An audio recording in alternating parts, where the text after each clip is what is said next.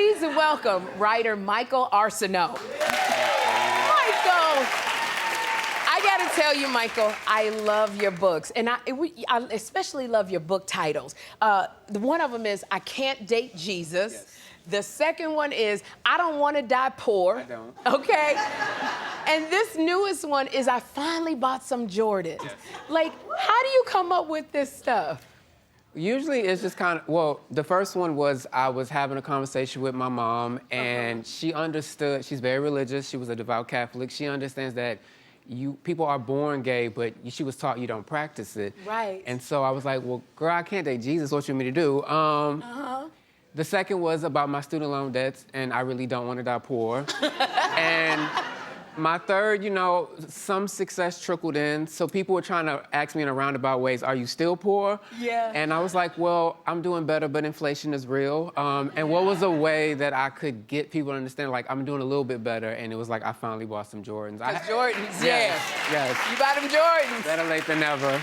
You know what, Michael, I love how you wrap serious topics in humor because you had a very tough childhood growing up. So how do you find levity when you tackle such serious subjects? Honestly, everybody in my immediate family is really, really funny. We have our own kind of specific types of humor, but I also think, I don't want to sound too down, but like it can be really hard to be alive. Life can be really hard, but Yes. I feel like if you don't find ways to find humor in it, to find some type of light. Like for me, that's why I'm still here. It's able to make fun of the worst of life in some ways. I love it, and you're able to smile. Yeah. You have, and I love your book, I was on the plane reading it, and you have a chapter in your book. It's called Please Unblock Me, Toni Braxton. Okay. Can I ask you, what is your beef with Toni Braxton? I don't have no beef with Miss Toni Braxton, legend. Okay, I think it might have been some of my live tweeting of Braxton family values, and I gave her what I thought was a compliment. Right. I said she was like the Suge Avery of R&B. Right. Wait, why y'all on? I love Suge Avery. Yeah, Suge Avery was the sexy That's one. what I thought. It got me blocked. Now, but to be fair, her sister, the late Tracy Braxton, whose music I supported because I watched the show, she followed me, so she got the joke, I thought. Right. I don't think the legend or her social media manager did, so please unblock me, Toni Braxton. Okay, well, I want to tell you this.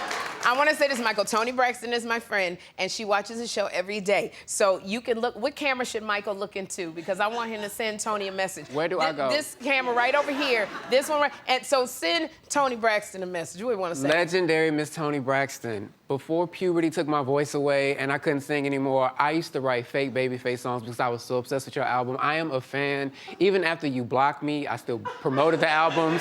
I went to the concert. It's love. Unblock me. Toni, can I say this, Toni? Unblock your heart. Yes. Make Michael a friend. Auntie, this hurt, yes. Okay, now you also issued an apology to Beyonce. What did you do to the queen? No. I didn't do anything wrong. Okay, you didn't do anything? No. Okay. I am a gay man from Houston, Texas. I am literally the first of the hive. Okay, all right. What I did was, when Break My Soul came out, Okay. I didn't love it. All right. And, I just didn't get it at the time. Okay. And she got me back because when I was waiting for my code to buy Renaissance tickets, I didn't get one.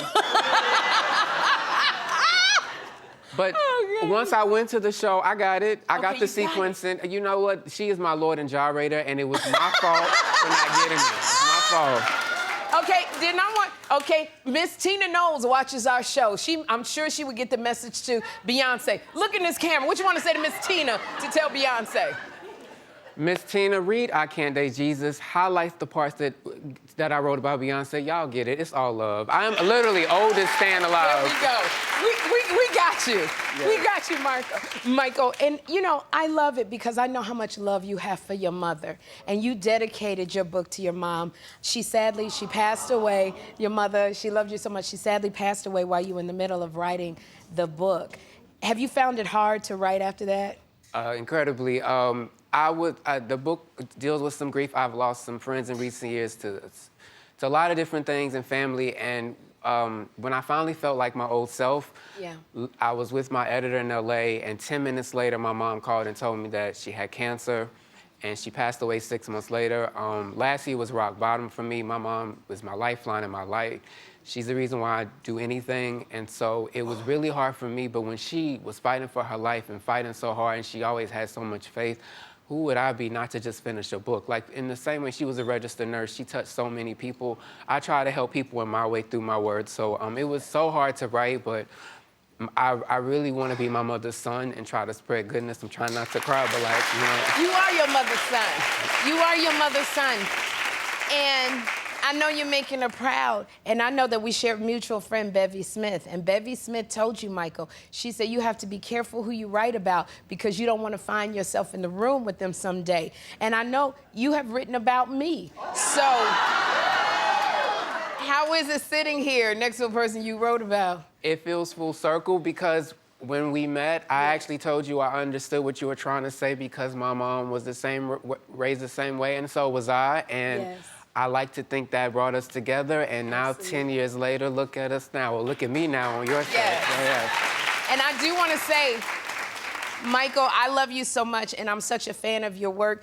And I met Michael because I was going through one of the darkest times of my life when everybody on Twitter and social media hated me for something I didn't do. And you was one of my staunchest defenders. And he DM'd me and he said, I understand you because you're like my mama.